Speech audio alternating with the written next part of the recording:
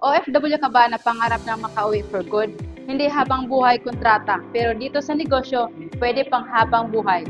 Message me today and let's start your journey now.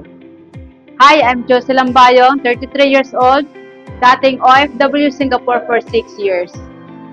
Ang trabaho ko po sa Singapore ay house manager, tagalinis, tagaloto, tagalaga ng aso. Mahirap po ang buhay OFW. Lumaki po ako sa sobrang hirap na pamilya sa probinsya, kaya ako naisipang mag-abroad. Ang hirap mawalay sa pamilya. Ang masakit pa doon, hirap na hirap akong makaipon. Siyempre, may pangarap din akong umasenso sa aking buhay. Pero sa sitwasyon ko bilang OFW, alam ko na hindi ko maabot ang aking pangarap. Habang nagpapahinga ako, nakita ko sa Facebook ang dropshipping business. Siyempre, para sa akin, malaki na ang puhunan na 17,888. So, naglakas loob ako, tiningnan ko ang opportunity na nakita ko sa Facebook.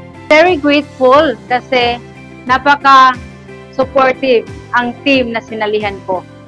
Nakakatuwa kasi pwede kang kumita online gamit lang ang cellphone. So, inaral ko yung negosyo habang ako'y nagtatrabaho. At ang good news, ngayon, kumikita na ako.